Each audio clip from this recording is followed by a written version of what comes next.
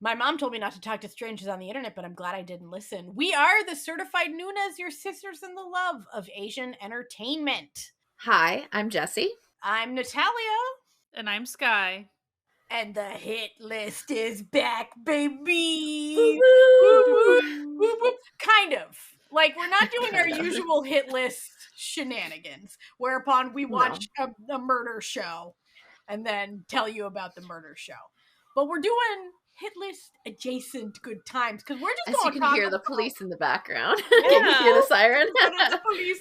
We're just going to be talking about murder shows.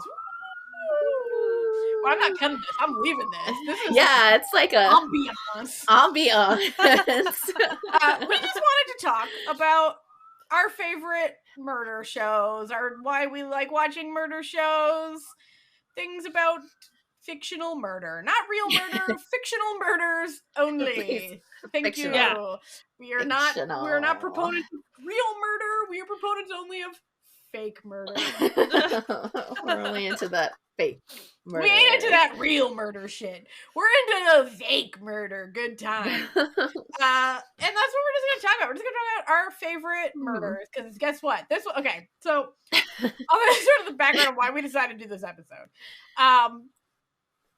We were having like a planning meeting where we try to come up with episodes, and we couldn't come up with anything for this week because Amanda's away for her course that she's in for 2 months, and it was like Jessie was like, yes, work lined up that I can actually like come record this episode, and so we couldn't think of something to do for this episode. And then I was like, I really need to pee. I gotta go. So I was sitting in the bathroom peeing. I'm so glad we're getting very detailed. And all of a sudden, my brain just said, Ides of March, murder. So I came back and was like, hey guys, I got a funny idea while I was peeing. And it was Ides of March. And then everyone was like, yeah, murder. And it was a chorus of like a real like murder. So that's what we're doing. We're just gonna talk about murder. Because we like fictional murder. My husband used to work in fraud, and so when we're out and about, he'll sometimes be like, oh, I miss fraud. Like, I really love fraud. And I'll just on the side be going, prevention. Fraud, prevention. We love murder. Fictional murder. And that's just working in the fraud department. Yeah. Watching dramatic-sized murders. Yeah. That's what we're going to do today. We're just going to talk about shows we like vaguely. Like, it's just going to be a real free form. But if you want to know, like, specifically what shows we talk about, if you go to our website, I will have listed all of the shows that we talk about. Because it's just going to be a bit more of a free form episode in the time code. So, but the time codes will just be a list of the dramas we talk about. So, and if they're anywhere to be found, I'll link them. So you can check out our website, certifiednews.com. Anyway, let's just like get at it. Jessie, you start off. What about the murder show do you enjoy as a murder watching aficionado? So I personally really like murder shows and like an extension crime shows because I really like puzzle piecing and watching the like puzzles of the pieces, like, you know, and like all the little bits and pieces unfold throughout a show. And that tends to live more exclusively in like crime murder type shows. I also generally just like darker shows. Yeah. Like in general, I don't know if there's like a specific reason why, just like it just intrigues me more. Maybe I just like more like dramatics. Maybe it's because like I'm not super into romance shows. So like if the pieces of a romance show aren't like working for me, like I can't get into it. And like, so like if there's a show that's like kind of guaranteed that there's not going to be that like as a thing that like might potentially like drag on for the show for me. I think that's probably the reason why murder shows do tend to have more characters as well. And I really like character-driven shows. So I think that also is probably a reason why I'm like more receptive of these types of shows, especially in the darker genres. But yeah, like it's mostly because I like watching the kind of like the unfolding of the clues and the mysteries kind of like happening and getting to see that like arc happen from beginning to end and kind of go along with the journey of like the characters themselves figuring that out as well. How about you, Natalia? Yeah. So it's well known, I think I've been very clear, that I enjoy watching fictional, nasty people be nasty. And I like villains. I like a good, intriguing villain character. I find it enjoyable, not in a, like, I agree with the villain, but it's fun to watch things that are opposite of you as a person. And I am a very, like, pacifistic, like, non-violent type of person. And for some reason, like, I just find a nice, murdery, maybe some culty stuff, maybe, like, maybe some, like, serial killer stuff. Like, I just find it so intriguing and fun. And, like, not fun, like, murder isn't fun, obviously, but fictional murder is, okay? Because, like, I'm one of those, like, very much, I don't immerse myself in a show. I'm not like, oh, this is, like, I've never had a problem separating fiction and reality, even as, like, a young child. So and, like, when I was a kid, I loved murder books. My dad was big into, like, detective books, and then I would, like, take them after he was done and read them. I would do that with my mom. Yeah, much to my mom's horror, because he read some real. My mom did those, like, subscriptions. Shit. Yeah. Did your dad do it? Where there was a like 6 books for 1 penny, like, you know. No. We would go to the used bookstore, and he would let me buy whatever book I wanted, and he actually didn't care what I was reading because he was just impressed that a kid liked to read. He's like, sure. You know? And meanwhile, my mom was like, but I think it's important to, like, think about what she's reading. And he was like, oh, Joanne, why do you always have to... What is your age? Yeah. And so, like, I was, like, really into these, like super violent, like, serial killer detective novels. So, like my dad would be into. Or whatever. Oh. Kellerman. Yeah. And, like, I was really into, like, Michael Crichton wrote under a pseudonym, and he wrote, like, medical murder mysteries. The medical murder. I loved that stuff. I loved it. And so, like, this sort of really just extended into, like, I just really enjoy, because, like, it's just so divorced from, like, reality for me. You know what I mean? Yeah. Because, like, I can watch just, like, so much gore and whatever but, like, real blood, no. No, like, but, like, fake stuff, I'm like, oh yeah, whatever, it's fine. But, like, if I saw actual gore in my real life, I'd be like, no.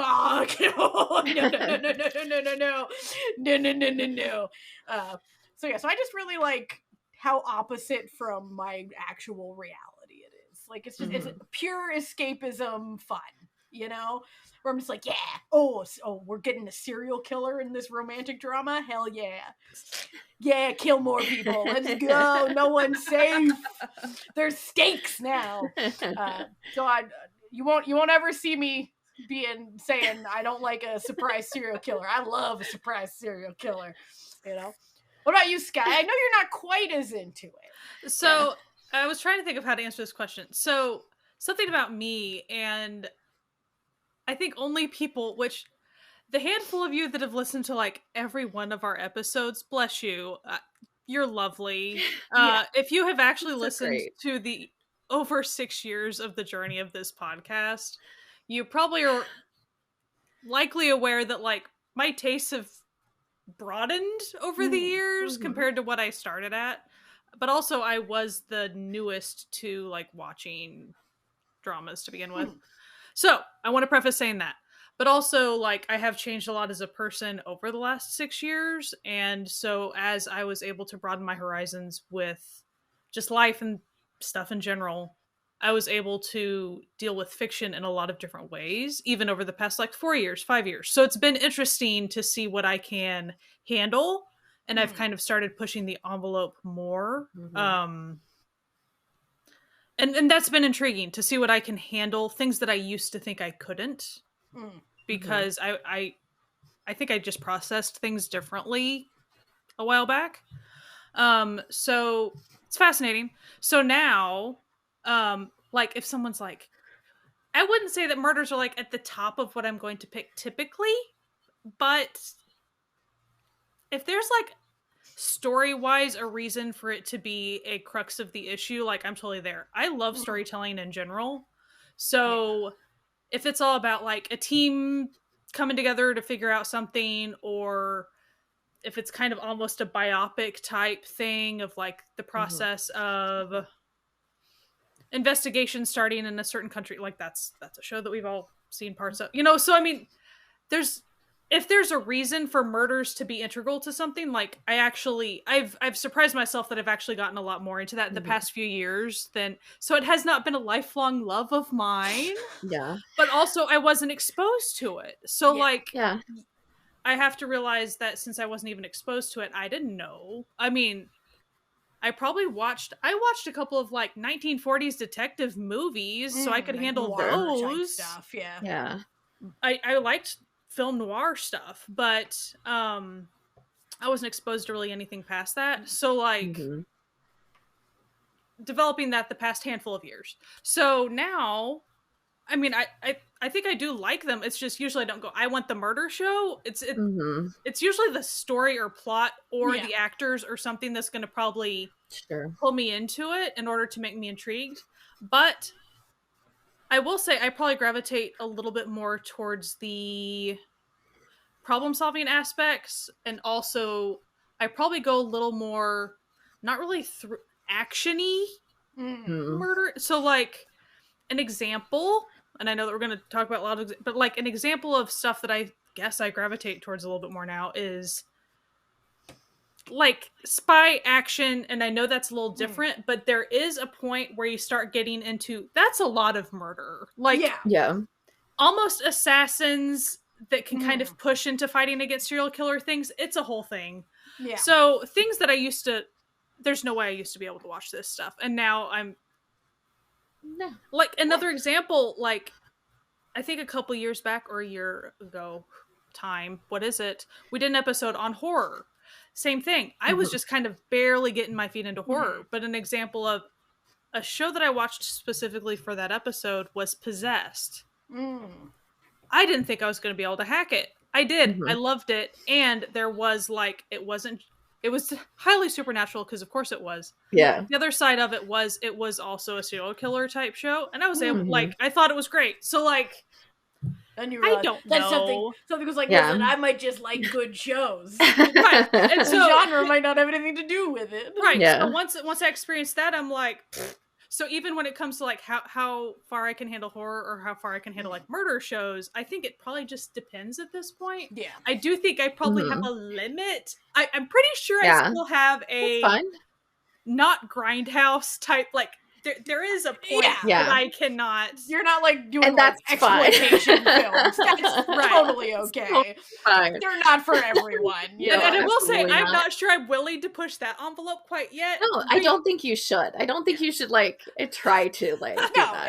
You know what? If you never do, that's fine. But as someone that's like still barely kind of tiptoeing into it a little bit here and there, and then I'll step back out of it and come back into it. It's just kind of fascinating, like the things that I like. I really like a lot of stuff now that I'm not sure I would have been able to handle back then. Yeah. So when it comes to murder themes and then shows that are built around either crime dramas or things like that, in the past I probably would have been able to watch like the first 2 episodes. I would have been like, okay, like that. Okay, bye. Yeah.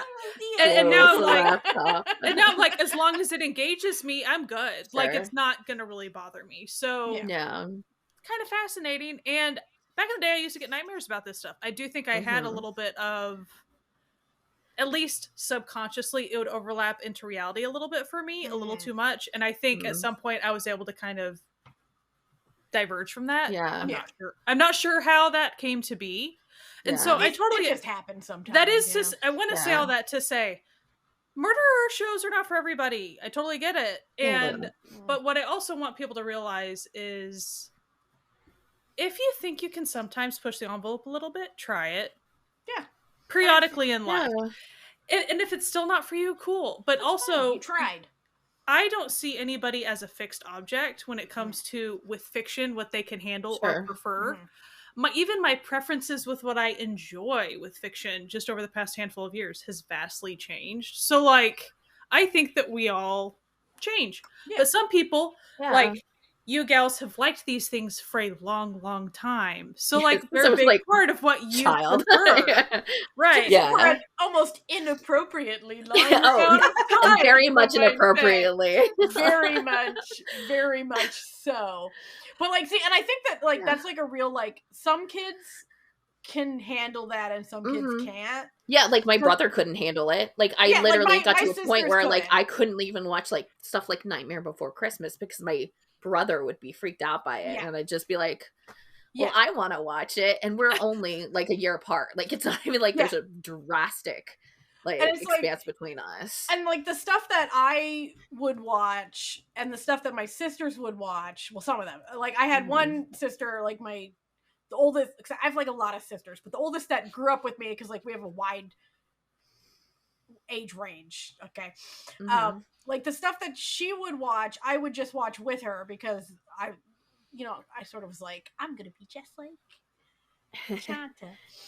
And so it's like, it got to the point where it's like, at, 7 or 8 years old, I'm watching, a fan-subbed Ghost in the Shell that someone sent me. You know what I mean? Like, oh, and I'm just like, or it's like, and I think the only show that I remember watching with her, it was a movie that ever freaked me out as a kid, was Jaws.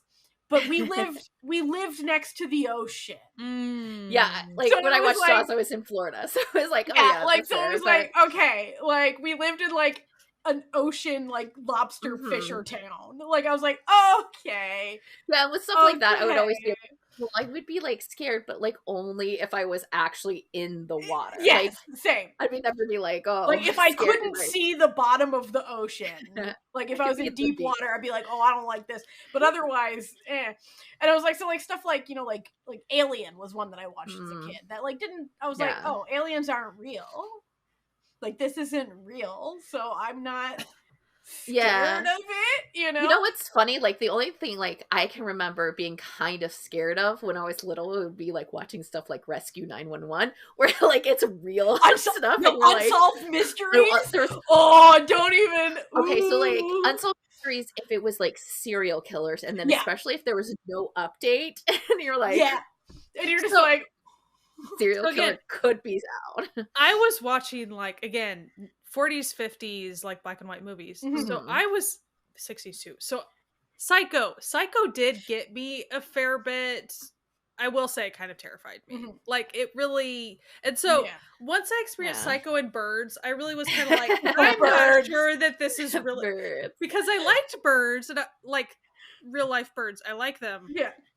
I didn't want to not like birds anymore. So I was like, I think this is not for me anymore.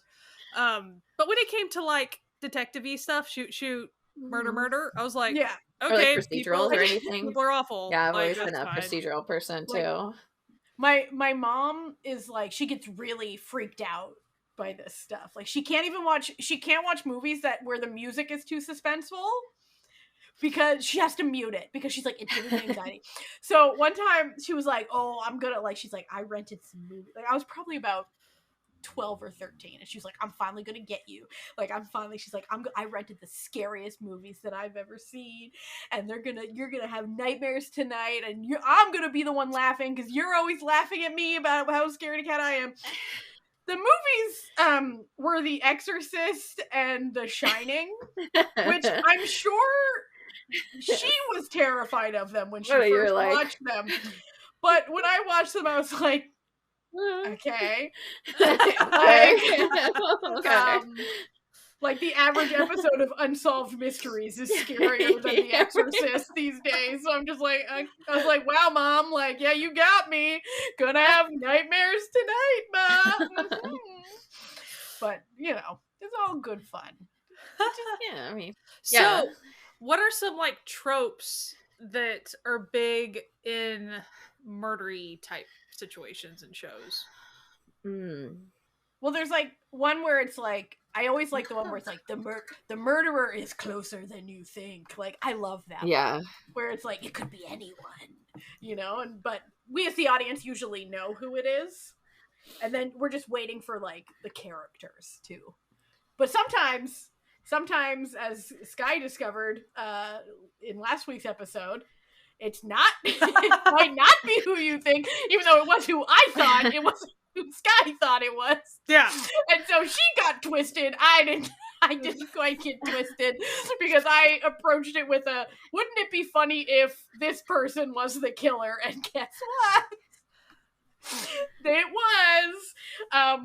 But I like when it's like, you know, like the killer is actively involved in its own investigation for himself.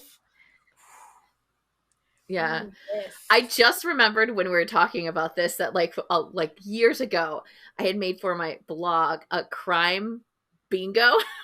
And I still have it. I just found it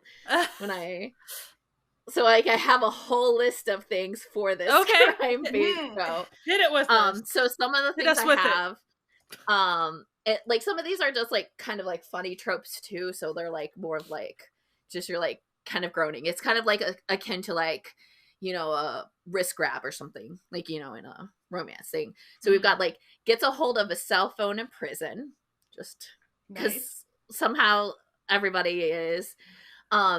This is like my thing that's like a fun one for like especially like K-dramas and specifically because this is not a thing that happens in the US, is that convicted murderers can do shop work, like carpentry shop work. Yeah, it's such a classic thing in K-drama. Like, this person like murder people. We're not talking about like someone who like maybe in there because of a drug possession. We're talking about this guy he's a serial killer, and he's at the table saw where he can literally push any other person into it. Why are we doing this? There's always police chief corruption. Oh, always. Listen, if they're like a guy high up in the police isn't corrupt and like personally making sure the murders keep going, what are we doing? Yeah, and because of this, it ain't got the flavor. Special crime team is always assembled. That's for it. What's some of the other ones? It focuses on incompetent cops until the last 2 episodes, and then the cops are good again, because that always happens. This is like, I think it's like one of those things like you would see in like another, like in romance or like slice of life or whatever, it would be the mean bully gets redeemed at the end type situation. You get a lot of like I have a fun one in here with like the unblurred knife. That's hard to come by. It's like a little less hard to come by these days now that a lot of things are going on, like, you know, that's not true. on network TV. That's true. But like back in the day, those knife blurs were wild. They would blur knives that were not being used for murder. Yeah, they would just be like, "Oh, we're just gonna blur it." Just like it's like the dinner table, and it's not going to be used for anything. It literally is just the butter knife. Yeah. Like, it gets blurred. I think sort of my favorite of that was probably like the first season of the show Voice, where they just got so tired of having to do it that they changed the rating of the show halfway through its airing. Yeah. Like, it was rated 15, and then at like episode 6, they were like, fuck it, it's rated R now. It's rated 18 plus. And then they just said, we're done. We're done with the blurred knives. We're done. Like, everything. Everything had to be blurred because it was so like murder centric, like violent murder centric, that they just couldn't show, like, the first couple episodes, they couldn't show anything. And then they were just like, I give up. I give up. Yeah. I listen, I've only actually watched season 1 of Voice because, like, I just like Jen Hyuk so much, right? That it goes on a journey. It goes on a where it's like, I really loved season 1, but I loved it because Jang Hyuk was so great in it. Yeah. And then like they were great together, and then they were like, oh yeah, he's not coming back. Like, he's not coming back again. I was like, oh well, neither am I guess. Like, we've had fun. But no, that's fine. Yeah. But that's like if you want to know, like, oh, what's the type? There's like like 4 shows. But were there really any more on this encapsulate. bingo that we wanted to talk I about? have yes. there's some of them are general ones, but like one of the ones that I had put on there that I like is definitely a Natalia and I one is that like the case is somehow tied to a cult. Oh yeah, which so, is like, so even without you ladies saying that, yes, so yes. there's actually, man, I thought about it earlier today. I'm not going to be able to think of it off the top of my head now that I've stared at so much stuff, but I think there's still a show that involves a cult that like I don't think you gals have seen yet. And every time I think about that show, I'm always like, I feel like they need to watch it because of cult reasons. Like they always, we really like, do. We have like it's our like cult. sub like we love thing with a our good like cult, man. hit list, like the hit list Like, cult listen, edition. Yeah, and they really do provide us with lots of Oh, cults. I know what it is. Probably House of Ninjas on Netflix. Right, I keep meaning to watch it. I keep meaning to watch it. I've only watched the first 2 episodes. That's it has you cult haven't stuff. gotten to the cult stuff. Okay. So that's I'm just saying a little extra. Okay. For that. It's Maybe we like, should you know, do that. like the classic one that we have done an episode on. Save Me. Yeah, absolutely. And which is like literally top of the genre of murder cult. I wonder if I could handle Save Me now. I think I like could. you Feel like probably you could. Like honestly, what I think you would like probably like would be hard for you, like in a sense of just like very emotional, is actually the cult religion aspect of it. Yeah, not necessarily the story of it, like the world like, of it. Yeah, the violence and stuff. Like there is some like really like, and it's literally just it's because it's a cult and that's the worst of the worst. And that's why I've always thought I might need just a little bit more distance. But like everybody in it is so good. Like literally top of their game. Every single like everyone involved of this. I've seen tiny clips because of course I've seen Seung Hoop like you see do his and that's like the very beginning of it too. Yeah. And it's just so good. Yeah, and it stays consistently through the entire thing. Now the second season I really haven't watched. I like watched the first or second episode because I was trying to watch it when it was airing, but it wasn't airing anywhere. But it's like completely different. So it's like second season, but the only tie is that it's about another cult. It's not like not the same characters. Yeah, it's not like the characters really, unless like somehow it like unfolds in the show, but like I've never heard of anybody saying. Another one that was super culty that I've seen a part of. Was it called The Memorist or something like that? Yes. Oh yeah, The Memorist is great. I'm in the middle of watching The Memorist. I think you would haven't finished it yet. Did you like? I started like, this. I started it like a good 4 years. Like because it was a while back in my journey that I started it. Really like The Memorist. Like I like started. I was like, I don't think I'm gonna watch it like this because it does seem like it's gonna be a little campy, little bit. Yeah, comedy. like at the beginning. I think the promo imagery does not give an accurate depiction of the show you're about to watch. That's what he's gonna do with that character, or that's what the character is. But it like turns around so quickly that it's mostly that like that's what his character was until everything falls apart, or like you start to like develop things. And it was like, I mean, like I've got it like at a 9.5. I do think it's I should pick top I feel like I really tried it like when it was airing, and that was a while back now. I would definitely I would do Memorist before Save Me, absolutely. So, like Memorist would like there's steps of we'll give you like and it's like I think The Memorist is on Viki. That's where I'm watching it, so it's easy to find. Yeah, I probably watched it on even Viki. easier, Save Me's on Tubi, so it's free. Like, wow. Yeah.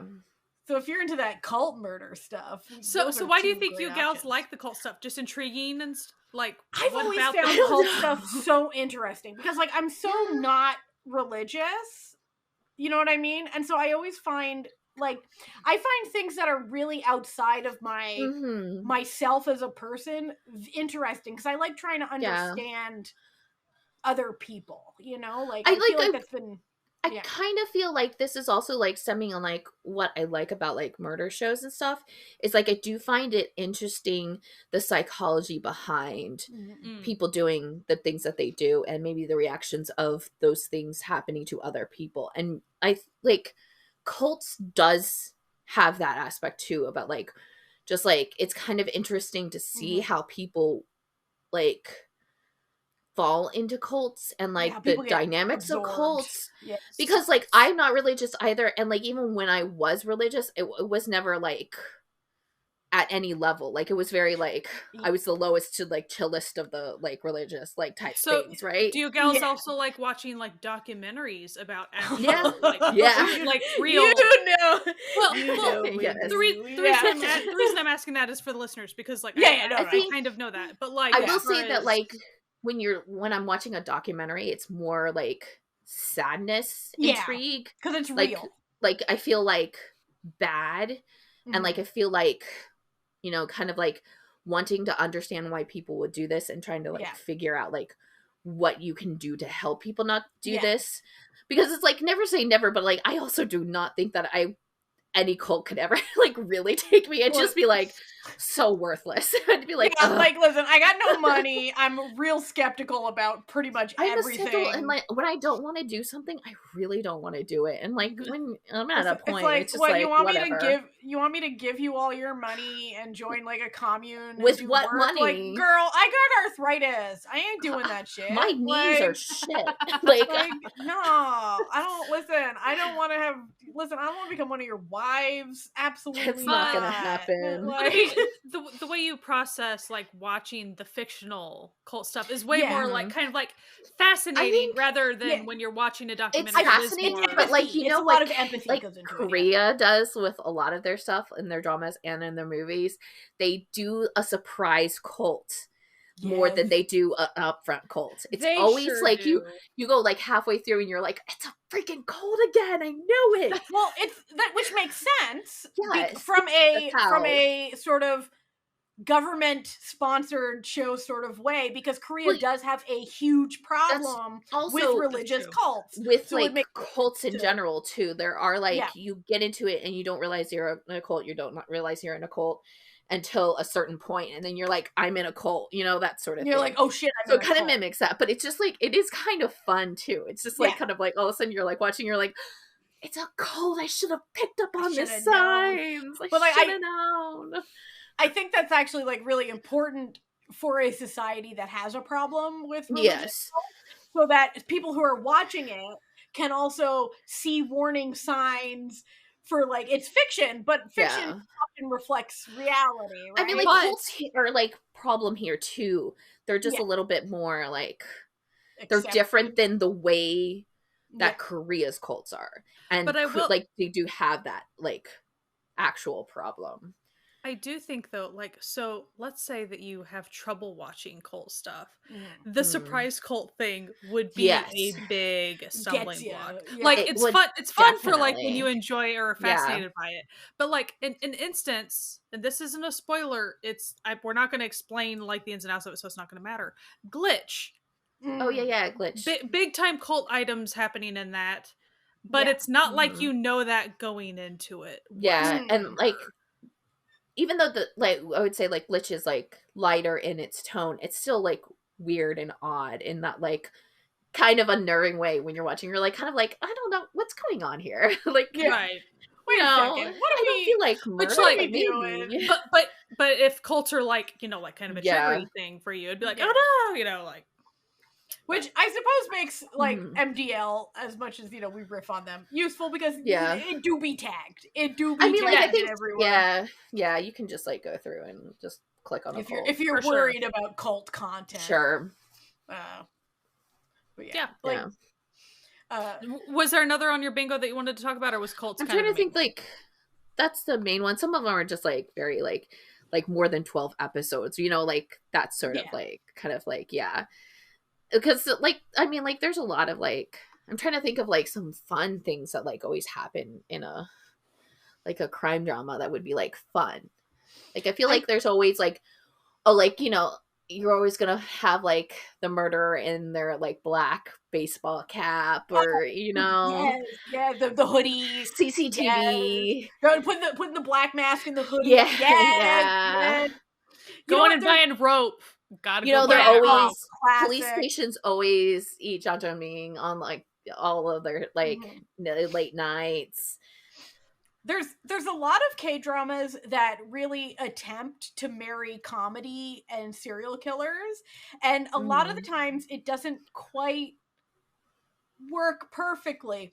But there is one that I think really is top of the genre if you're looking for serial killer murder, and that would be The Psychopath Diary. Yep, that's what I was hoping you were gonna say. Yeah, because that drama really knew when to be funny and when not to be funny.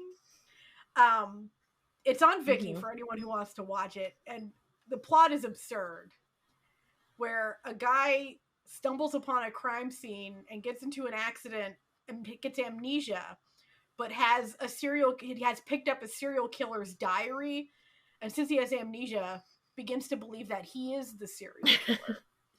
And so begins to act as though he is a psychopath, even though he's just a dumbass. He's a very empathetic dumbass. Yes.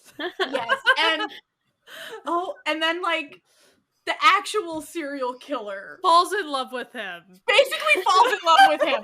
And it is actually top of like comedy dramas for me, because it is so well done. But I will say that like 90 to 95% of the time that you do try to marry comedy and serial killers, it usually doesn't land right. It goes weird. It takes a weird, like, sometimes it'll have like weird tonal shifts that you're like, okay, the show has realized that, oh, but murder's not funny. But like, if the rest of the show is so funny, suddenly having like, you know, like really serious stuff, it's so jarring. And I know we're all thinking it. Strong Woman Do Bong Soon. Listen, I love Strong Woman Do Bong Soon. I think it's a fun show. I think that the serial killer was too evil for what the rest of the genre of the show. I have a problem with it because like it's like I do think it's like a failure on the writing side, because like I understand what they were going for, because Strong Woman Do Bong Soon is a superhero comic, and so you would have that type of evil, dark character murderer. I think it's because they tried to make her too bubbly and too sweet, and like the chemistry between the two of them was so good that like it really threw you off when you're back, because you're like, you kind of almost like live in a world where you actually forget about it. And I guess like that also is probably sort of their intention, because it's like, remember, there is actually this really big thing that's happening, even when like you think you're in love and that sort of thing. But like it's still like, I just feel like they just couldn't get the mesh right. I feel like its sequel got the mesh a lot better. Yeah, they figured out the superhero. Yeah, they figured out like maybe if he's not as like a serial killer. Yeah, maybe like we do like a drug baron instead. Maybe that'll be a slightly better mix. Or and like, it really was. Or you could have even gone like, oh, just corruption. You know, like there's a lot of other villainy things we can do other than like super duper scary, like, and and like not that far. Horror, like crimes. It was horror levels. Yeah, it was really. And I feel like the sequel did better by like they gave her chemistry with the villain as well, which is a much more compelling story. Like which is like story. Is something that actually is superhero. Like superheroes that like part of like like you know, watching or like even reading the comics. You like that chemistry between the good and evil. Yeah. And I think also with Strong Woman Do Bong Soon, it kind of almost was like you have her and then the gangsters were the evil that she had like good chemistry with, and then there was the actual bad. So like the actual murderer. Weird. The gangsters were just buffoons. Yeah, but like buffoony. But it still was what she was actively fighting. Like actual fighting against a lot in it. So it like I think that like level, that like added thing also created some muddiness in the way. Yeah. And I get their intention. I enjoy Strong Woman Do Bong Soon overall, but like boy was it jarring when it would suddenly go from like, oh, look at these two cuties, like, oh look, she's turning these like, you know, these teen hoodlums into like trash picker upper, like good dude. Oh, shooters, and then and they're giggling. And then they're having. Oh, it's so cute. Look, they're having like. Oh, they're having like a cute date, and then suddenly it's like, her friend has been kidnapped by a serial rapist, like Bluebeard type situation. Like, and you're just like, why is there an underground bunker of women? Oh no! Like this is not the show that I was watching. You're like, oh, this is like real bad. Like, it's whew. But I listen. I think like the other thing that I see a lot of people get really upset about, I don't get upset about, I personally love it, is the surprise serial killer in a drama. And I think like I think people get madder the longer the shows goes without springing it on you. Yeah, like, I can see that. If like they if it's spring not it in on the you a first little couple of earlier, episodes or something, yeah. Like sometimes I do like a good like second episode reveal, because that changes like the tone of the show, because that would be like the cliffhanger, because there's 2 episodes a week and when it's airing, right? So that would be the cliffhanger to indicate, okay, next week this is the actual show. And I'm thinking of your like Suspicious Partner that did that in like literally the last scene of like the second episode was like, this is the actual show you'll be watching. Those first bits that you watched, that was a red herring. That was a con that we did on you, that it was going to be a rom-com. Little joke we played. Just kidding. It's murder time. The thing is, I really actually like dramas like that, but I do find the issue, and I do think it's an actual issue, how to market those dramas to find the appropriate audience from the get-go, so then you don't have people being upset about it. So I think a more recent example is Lovely Runner. I think that Lovely Runner, I think it is a lovely show. I really, really do enjoy the show, even for the murdery aspects of it, which is actually a huge part of the show. Yeah. That people do not discuss enough. So like, but it was not marketed like that, and it's always like, oh, the cute fluffy side. I'm like, but and that's and it's like like the chemistry was so good, and the cute stuff was so cute, and it was a bit of a sort of a it sucked you in before it told you what was happening, which is that's actually good writing. Part of that is it's like harder with like the shows where people get really into the the couple. I think that's when it starts to get really like even more than just like having it surprise you during this romance, when like people get invested in the like, you know, to the point where like you start to see like the pop-up of like shippers of them and like they're, you know, the actors in real life type thing, you know, like when it gets that level, it just like gets weirder when you have like a surprise killer, because they either like just decide there's just like la la la, I can't hear you, I'm not gonna talk about it at all, and then like someone unexpected person like sees the edit and then goes and watches the show and they're like, oh crap. Well, so, like, they've been like Lovely Runner, because I haven't seen all of it, but like it's within the first like at least 3 or 4 episodes. You understand there's like something major going, because he's like there's literally like when he things dies, are amiss, really like horrific, like in terms of like this being like a lovely like teenage like romance type thing. It's like dark, so you do get that, but like I think like when it starts to get the couples just like are so much love, which is like what you kind of saw with when the phone rings, where it's like it became the thing, and like but also when the phone rings, it was like was a thriller. It was a thriller from the first scene. Yes. And so that became like sort of a, you know, like I would see people talk about it, and I'd be like, I don't think we're watching the same show. No, absolutely not. Like, and I'm glad. Like, listen, I love that people get what they love out of it. Like, I have no problems with that. But I feel like it can be very misleading. For people who are looking for a show to watch and taking recommendations from people. And if they say, "Oh, I want something with like good chemistry," and people are like, "Oh, you should check out Lovely Runner," but like not mentioning, "Oh, by the way, though, there's a big murder plot in through it." the entire show. It's not like it's not like Touch Your Heart, where it's like 2 episodes of like we're not gonna do this. Like, we're not doing this. But like you know, like it's through the whole entire.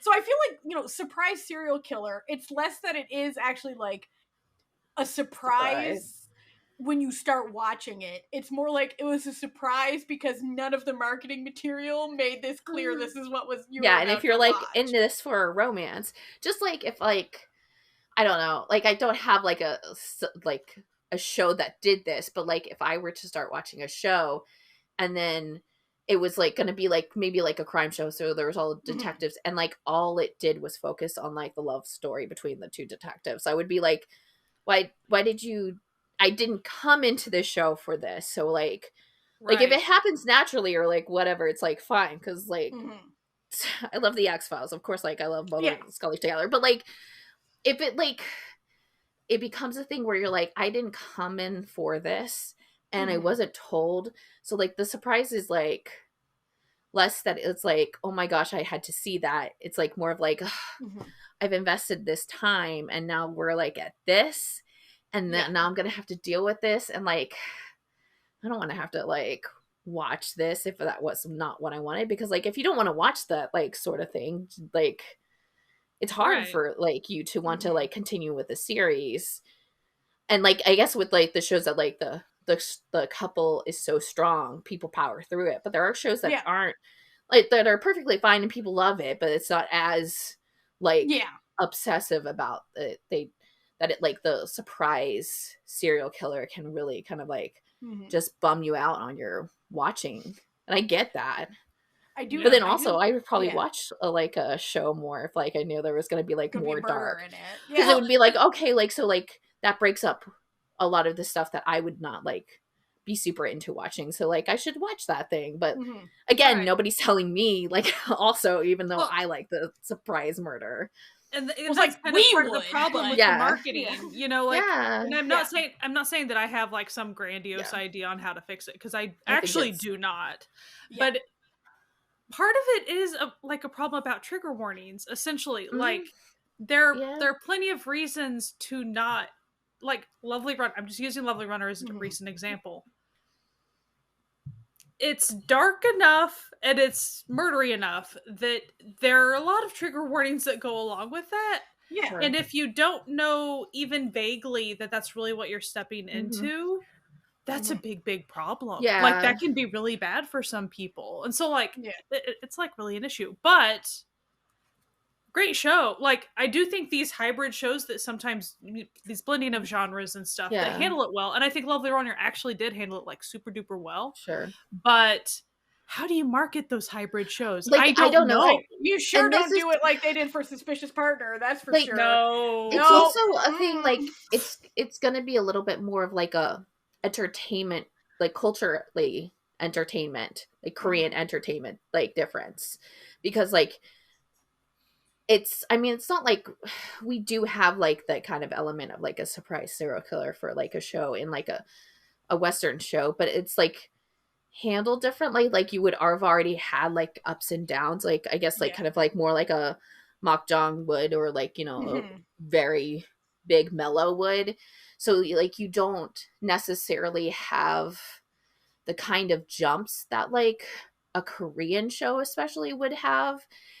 And it's got to be something just like in general, because they also like, you see this in K-pop where like genre jumps within songs are really abrupt. So it's like it's a thing that like I just think it's gonna, at the end of the day, it's just gonna be a cultural thing, and it's also gonna be like how strongly do you feel like you have like your, like if it's a romance, it has to be like the definition of a romance. Like, you know, like how strong are you on that like stance? So that might be like also what's kind of like hurting this, because like like Korea wants to have like something that's mainly romance with a little bit of other stuff, but like when you say it's a romance, people by definition will be like, no, it's a romance, so it can't have all this other stuff. Right. I think an additional level of like, I think the cultural difference is fascinating, but on top of that, the fact that some of these production companies, whoever, really do at times pay attention to audience reactions. And so if the audience get super upset at like this huge like murder plot line that they kind of didn't know about happening in this romancy type show, then they end up like messing up the show. Like it's just Absolutely. weird. I hate that. I hate you that. know what? Like you saying that, like maybe like this is like a tactic in marketing, like over there that they're taught, because then it becomes like, you know, all press, even bad press is good press type situation, where like maybe if you're like banking on your show, like maybe it could be like kind of like the standard like plot, like so you're not doing anything different in regards to anything else. If you throw into these types of things, you'll at least have people, even if they're upset, talking about it online and pushing that name out. So then maybe people, like maybe it is like a marketing tactic by some companies to have that like level of like put your name out there for these like drastic type things, and maybe it'll help out in ratings. Do you think that prior to a wider use of global social media and stuff that was possibly more effective, and now with social media and the way Korean netizens in particular react to things, like it's just kind of all very deep. I think like also like one of the biggest things that like I think marketers are like still struggling with is the fact that like it was easier to do stuff when you only had the TV to like produce and show these things, and so like maybe you had like content that was in channels that like you had to pay a higher premium but it's still on the same thing.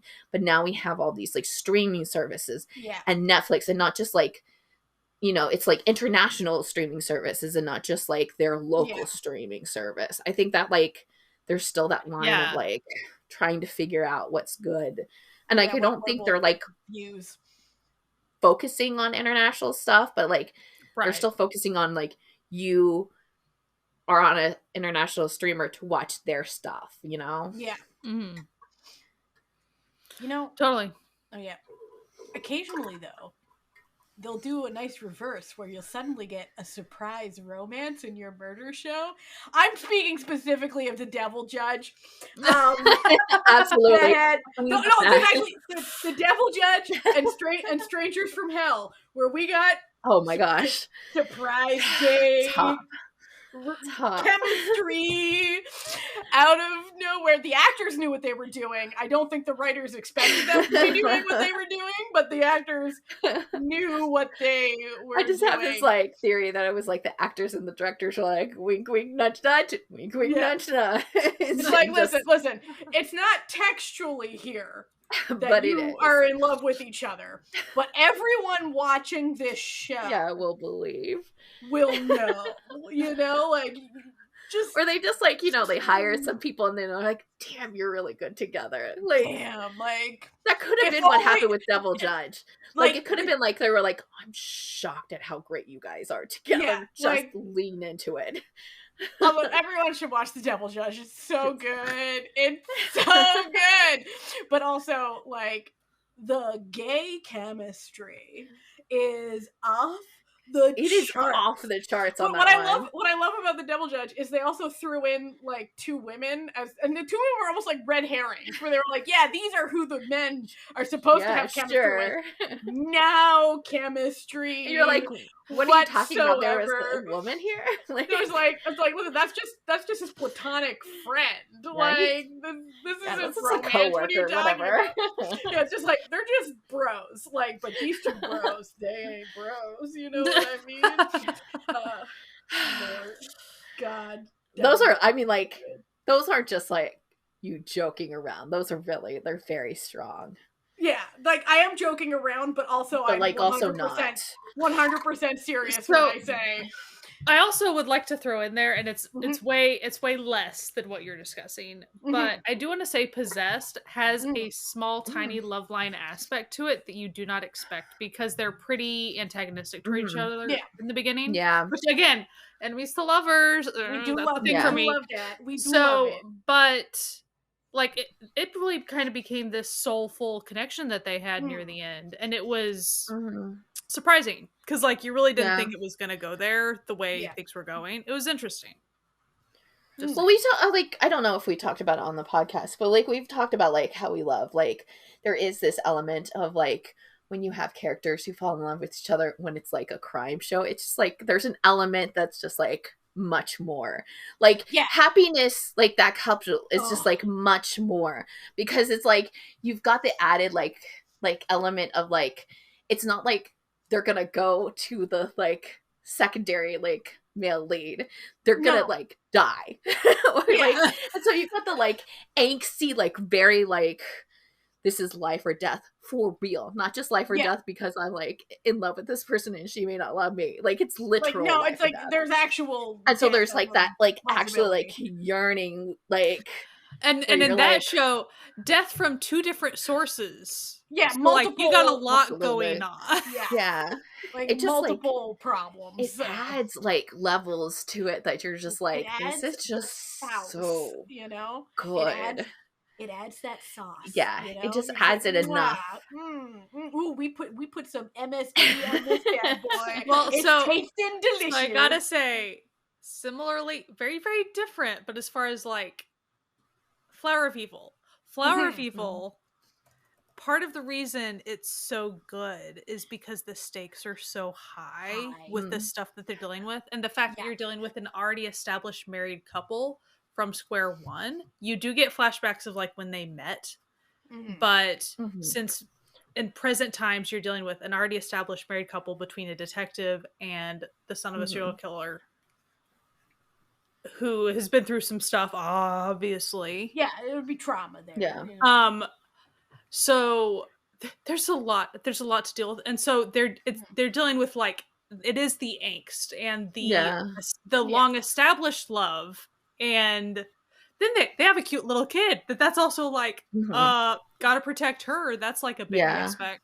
So there's a Flower of Evil, the depths of the things that are happening, as of course we're mostly dealing with killery things and very dark stabby things, but whenever you're doing the romance stuff, and there was very, very good chemistry too, and they worked very well together, like it was just so good because of the plot line that they came up with. It was really neat.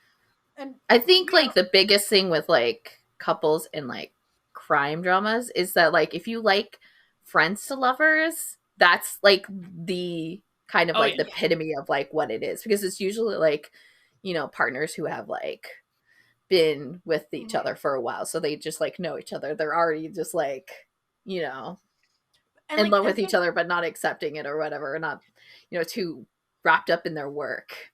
And like with the romance of them, sometimes the stakes are so high, like Jessie's personal favorite, Come and Hug Me. Them some high ass stakes. That one's it's huge stakes, and it's huge, like even just like outside of like killer stakes, it's like outside like just like the perception of people around them in society, and you know, all that entails. Come and Hug Me is huge, and Come and Hug Me is great. Y'all we should have a watch full that as episode well. on that. We do. Big Come and Hug Me fans in this house. But yeah, we just love, you know, like I feel like a lot of the times with a lot of you know, K-drama fans who believe that romance is what a K-drama is. We are very clear about disagreeing with that. Absolutely. It's not the case. It's not reality. No. Like, they're really missing out on some of the best romances you've ever seen because they're gonna watch a murder show. But not even like just like best romances too. Like crime shows, especially with like police officers and stuff, you've got like really big found families. Like there's like a lot of that, and there's also a lot of like focus on families too, and like them dealing with things that have happened. Like there's a lot of depth in crime shows that I think a lot of people like just kind of shy away from because they don't want to watch and don't realize that it's there. Like it's you know, there's just a lot more to crime shows than just like the dark murder type, like you know, part of it. I think it's like it's a vast field of things that people would enjoy if they could, you know, just get over the murder thing. You know? Well, I also think if they haven't really pushed that boundary much to experiment with trying various murder shows, because like even just crime dramas, just particularly crime dramas, they're all vastly different from each other. Like, they're not all procedurals. Some of them are kind of more puzzly. Some of them are more like thriller. You know, there's a lot of different like things. Miss Mall Nemesis, that it's very much like, you know, Murder, She Wrote type like vibe, and like, you know, you've got like funnier, sillier ones, or then you've got like even ones that are like a little bit more like procedural, like God's Quiz, where it's like kind of like completely different kind of case every like week and that sort of thing. So there is a lot of variety in it. It's not just like shows of like one note or one path where it's like you only have one serial killer for the entire series.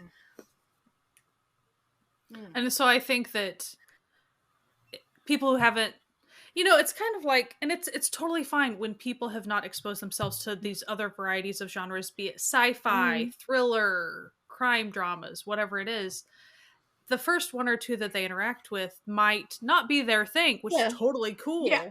But then it kind of drives them back from ever trying the genre again, which is sad because the genre is so broad. There's a lot of, it encapsulates so many things. It's a big, big umbrella.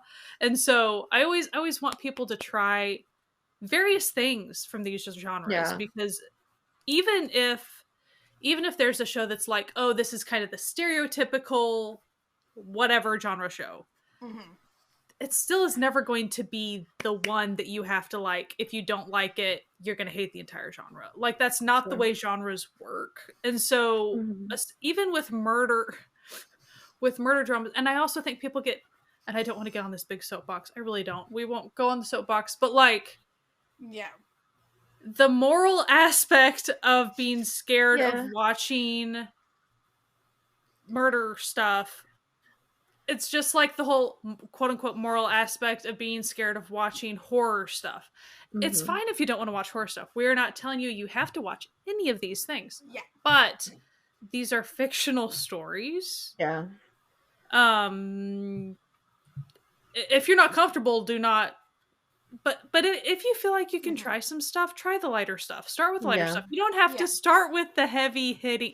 You don't have to start with Strangers from Hell. Okay? You don't have to do it. You don't have to do it. But if you want to, you can. You can start with those romance-based ones. Like, like start with Lovely Runner. See how that feels, you know? Lovely Runner is a great entry point to murdering. Like, honestly, like, think it is. God's, like, if you are, like, a fan of just like Western TV in general, like God's Quiz is actually great because it's pretty much set up that way. It's like case of the week type deal. So like you've already got it set up like that.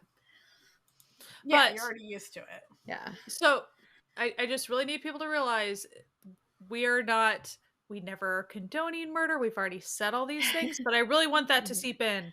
Yeah. Just it's totally fine if you prefer cozy love-based things. Cool, awesome, but it's watching just murder is not condoning murder. No, it's just like when you watch a historical Sagook and the half of the entire court ends up getting they get gone. That's you're not pro assassination, right? Like it's not like you voted for that. You know, that's not something you don't be scared that you're gonna like, I don't know, feel like the character, because you can watch a character on screen that has nothing to do with you whatsoever as a completely different person. And I absolutely recommend you do so, because one, it opens you up to different people's perspectives. Even if like the perspective is a bad perspective, it helps you understand the human condition regardless, because people do things based on bad ideas all the time. But also it helps you be more empathetic to people who are different than you. To just like watch stories from people you have nothing. I'm not saying you're going to be different characters. And I'm not going to say you're going to be empathetic to murderers, but like you might be more empathetic to victims of crime, or more empathetic to people living on the fringes of society. You know, murderers are murderers for vastly different reasons, and like sometimes it's surprising what people do, and it's not just because they're a bad person. It could be other things. And I think like you know, it's not like these shows are doing anything like spectacular, like, and great, but like a lot of them do show kind of the reasons why someone could be at that level. And it's a variety of different things. And so like, it's very nuanced in that. And so it's like, you can't just like come into it and be like very, you know, black and white about like murder, and like understand like it is kind of like a subject. So like, yes, if you don't like murders, you don't like murders, but like there are reasons behind the murders, whether they're, you know, anything between good and bad, you know, that sort of thing. So I think an example of another thing that people, it could be a good introduction to trying some of this stuff. It's not really a drama. It's a variety show called Busted. Oh, yes.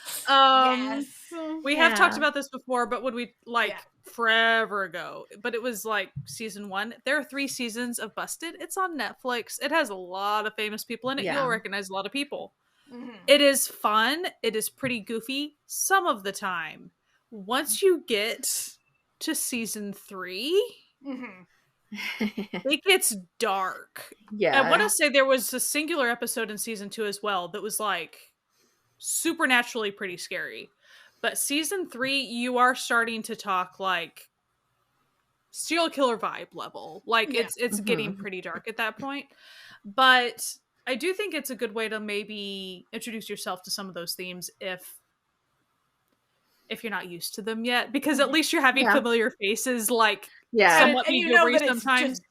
It's just, you know, it's not really people. Park Min Young actually solving a dead person doing something. But it is Park Min Young being cute and pretty and still being funny as she's doing the thing. So like, she's still being a genius, because she's really good at math, by the way. Oh my gosh. Like, really good at math. But it is really fun. But I do want to, like, it kind of starts out, season 1 feels very like Clue vibe almost, a little bit, as far as like dinner party, figure out who killed somebody. And then we kind of feel like that for a while, but then I do think the way it goes darker sometimes, I'm like, cool, man, like it's fascinating, like what they did with that. Agents of Mystery is also kind of like their little cousin Netflix show that, like, if you're also interested in that, and there's a cult, 2 episodes in that too, and and it's the cult one, kind of dark, but I do recommend those. There's like this murder show for everyone, you know. There really is. So I also want to recommend a couple of, on the thriller assassin-y side of, but I still would call them murder shows, just because of the basis of why these people are even doing what the whole shenanigan of it. Ballerina on Netflix. Was it a movie? I think it's a movie. It was a movie. It's a movie. Yeah. Really, really good. You have to be okay with a lot of blood. You just have to be okay with a lot of blood to watch this. But very well done, very well acted. But it is it's a lot of revenge, but it is, as far as there's just a lot of death and stuff. But I do think that some people would really enjoy that.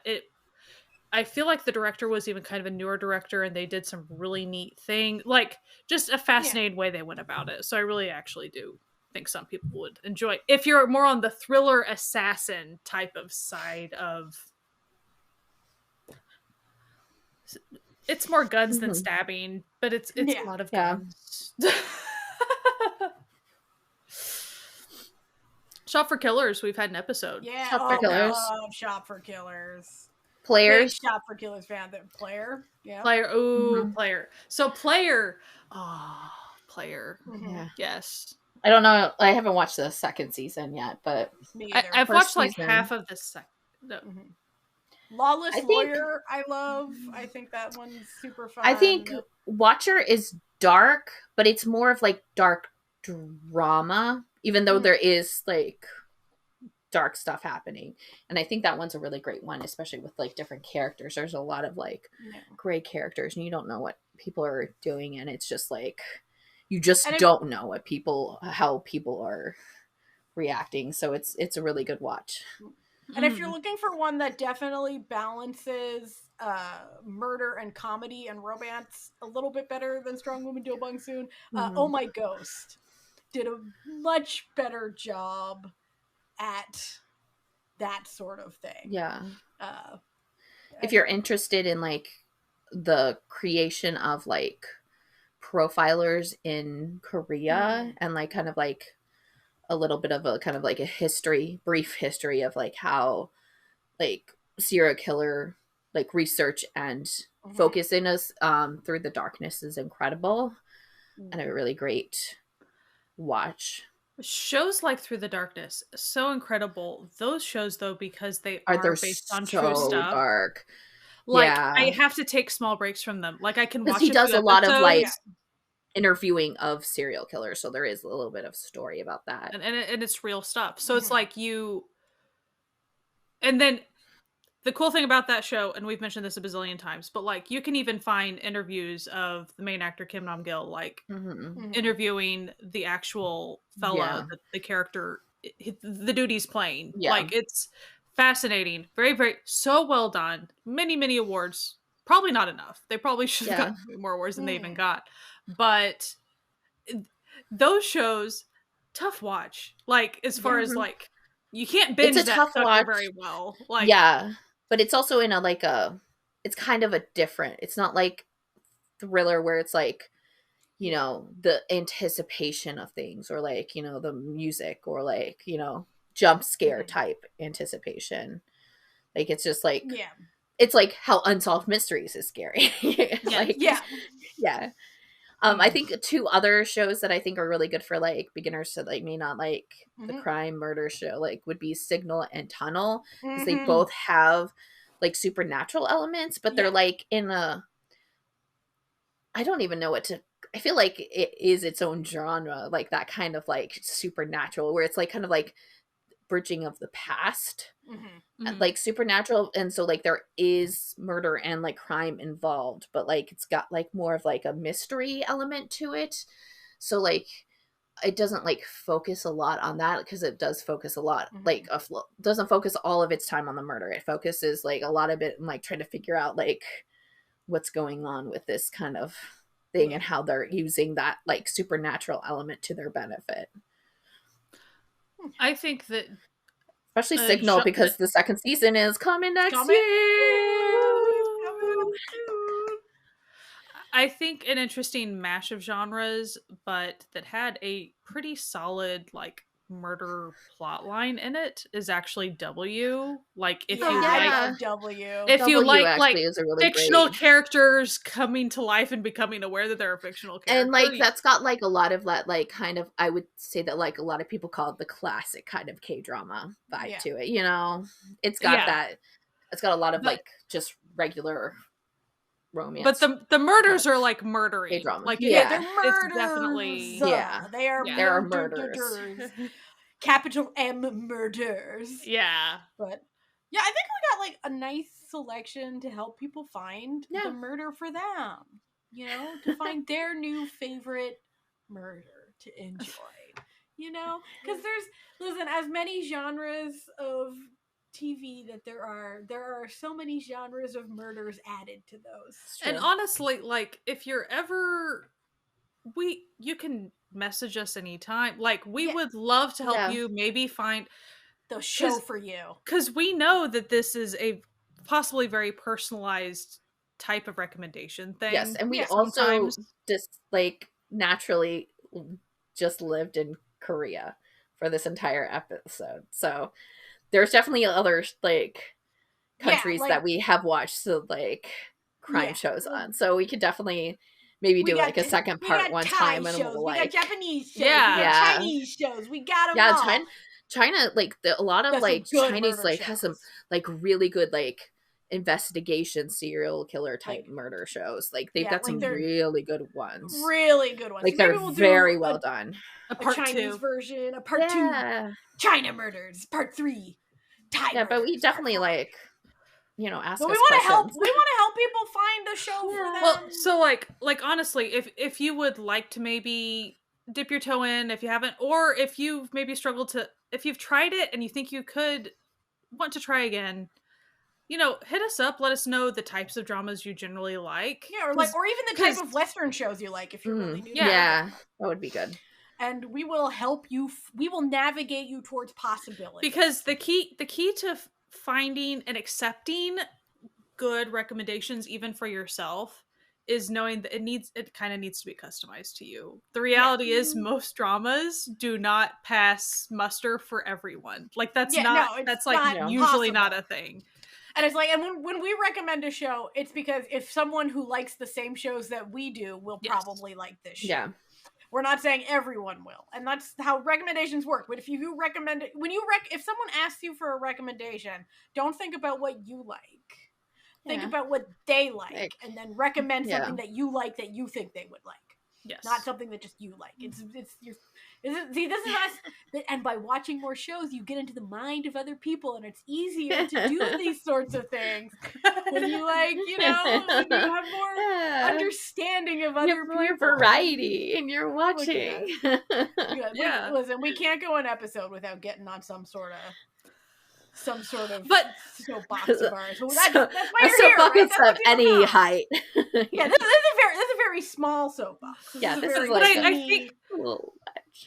And I mean a tall soapbox. I think going into other genres other than maybe like your little home genre that you're used to, I do think if you're ever open to that, I think it's really worth trying. And even if it's not a murdery thing, you can hit us up. We pretty much run the gamut of genres, but like definitely for a murdery thing, because that's the one we're talking about. If you think you've hit the bottom of the barrel of like, oh, I've seen Signal, oh, I've seen Tunnel, like, give me something else. Like, okay, we got you. Like, seen. We will. Listen, between the lot of us, Stranger, a vast Stranger. We haven't even said Stranger. We've never said Stranger, which is a very popular one. Yeah. Sorry. No worries. Listen. We're nearing the end of this episode, so like we can't. I know we can't say everything. Just keep throwing stuff out. Maybe fine. Listen. We'll do a second. We'll do a part 2. We'll do a part 2. Worry not. Like. Oh, we want to come back and talk murder again? Oh no. It's clear that none of us enjoy it. No. Yeah. Oh, this was such a drag. Oh, we clearly had such a hard time coming up with things Clearly. to say. Oh. Clearly we're lying. But you know what's not a lie? How much we appreciate people coming to listen to these episodes week after week on anywhere that episodes can be listened to, in addition to YouTube if you want video. That's right, I segued into the outro, baby. No one saw that coming. But you can also find all of our info on certifiednews.com, our website, where every single episode can be listened to and has links and time codes to each and every episode over our 6 years. 6 years of episodes. So crazy. Wild. So wilded. Crazy. So please, we're so old. Wherever you are, like if you can, comment, tell your friends who like dramas they should check us out. We appreciate that. We appreciate that so much, and we also appreciate the wonderful people who are on patreon.com/certifiednoonas and joined the Certified Fan Family, our fan family on the web that gives us money to make these episodes. We are not obligated to, but we do really appreciate the people who do, and we do little mini episodes, and we do a movie night every month, and we have a really good time, and we really love the fan family over on Patreon. We think they're fab, and they've really been supporting us for a long time, and we really genuinely shocked that people want to give us money because they love our content so much, but I'm here for it. Thank you. Well, it helps us run our website and be able to publish these episodes. It helps us run this. Yeah, we're not spending it on Cartier and Gucci. We spend it on web hosting. And now we may have done just this entire murder show, but we're not a murder podcast, so therefore we are not rolling. We're not rolling in dough. Okay, we're not one of those those true crime podcasts that the white ladies in the Midwest enjoy. You know, we ain't got murder podcast money. We're just having a good time here, and we hope that you had a good time listening to us. We'll be back next week with we got an episode. We got an episode a long time coming. It's just gonna be Sky and I next week. But I do listen, Sky. I did this because I love Sky so much, and also it's working out nicely for me. I knew that you would like it. Yeah, don't even. It's working out really nicely for me. We're gonna be having a special spoiler episode for a show that came out a while ago. So yeah, a pseudo murder show, right? Yeah. Well, I mean, it's by default. Yeah, there's violence in it. Politically based violence. Anyway, so that's what so next week we'll be having a really great episode, I'm sure. Because I love all our episodes. I'm biased, but I do. Anyway, I hope you have a great week. So wear masks, wash your hands, and keep enjoying murdery Asian entertainment. All right, bye. Bye.